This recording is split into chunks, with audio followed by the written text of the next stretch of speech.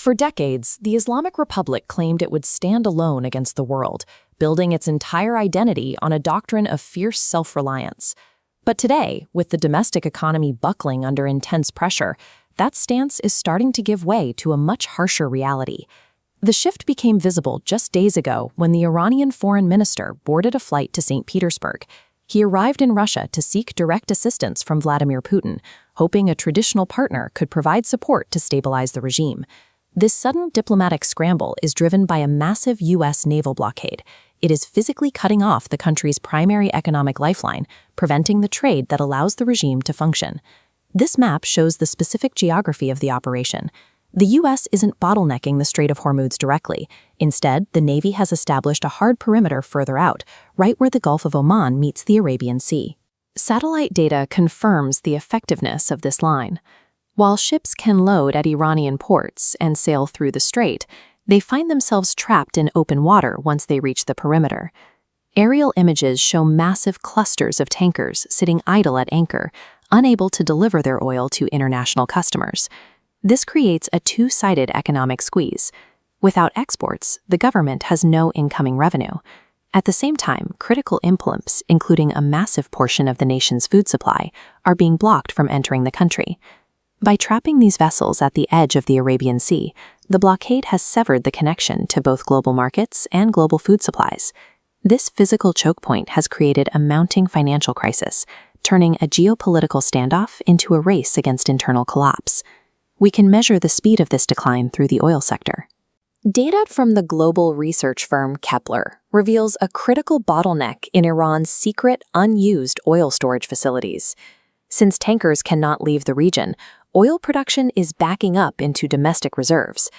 Based on current levels, Iran only has enough unused storage capacity to handle another 12 to 22 days of production before the entire system hits its limit. The U.S. Navy is strictly enforcing this timeline. Any Iranian tanker attempting to probe the blockade line receives a direct radio warning and is forced to turn back and drop anchor with the rest of the fleet. In Tehran, internal security assessments warn that this economic hardship, driven by rising prices and unemployment, will likely trigger a massive resurgence of public protests.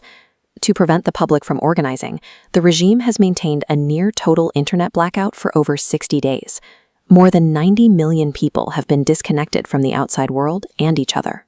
But the shutdown has created its own disaster.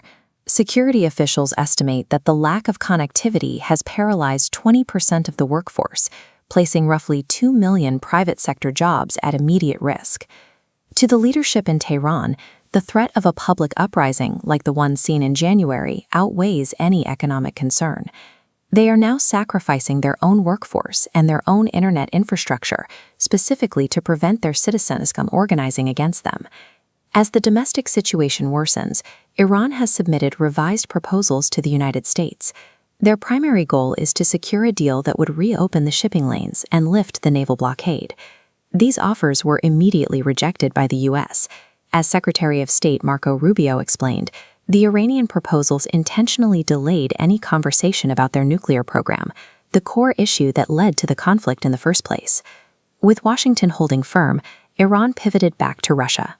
It is a desperate shift, considering Iran previously provided Moscow with the ballistic missiles and Shahed drone factories that were critical to the invasion of Ukraine. Despite that past support, Vladimir Putin is bogged down in his own war. He can offer minimal intelligence support through satellite data, but is unable to provide the massive economic lifeline Iran needs to survive the blockade. Internal confusion is making the situation worse. There is widespread intelligence uncertainty regarding the health of Iran's new supreme leader, with conflicting reports on whether he is even alive or capable of making strategic decisions for the country. Iran's foreign policy has devolved into a series of frantic, uncoordinated survival tactics. With the leadership fractured and its allies distracted, the regime is struggling to find any viable way out of the crisis. Tactically, the regime is reaching a breaking point. They have exhausted half of their missile stockpile, their production factories have been damaged, and they lack a functional navy to challenge the blockade. Historically, the Islamic Republic has shown it will prioritize its own survival at any cost. When threatened, they have attacked civilian ships in international waters and turned on their own regional allies to force a change in the status quo.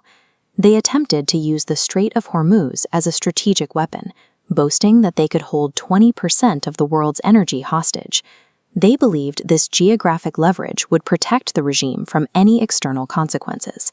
But that leverage has been neutralized. By establishing the blockade line further out, the U.S. Navy has effectively trapped the regime inside its own choke point, turning their greatest strategic asset into a geographic prison. The ruling class views the current crisis as a struggle for their absolute survival. In their strict mindset, there is no room for compromise when the alternative is losing their absolute grip on power. By choosing to prioritize regime survival over trade, diplomacy, and the welfare of its own citizens, the Islamic Republic is dismantling the very country it claims to lead. After decades of stubbornly defying the world, the regime is finally eating itself alive from the inside out.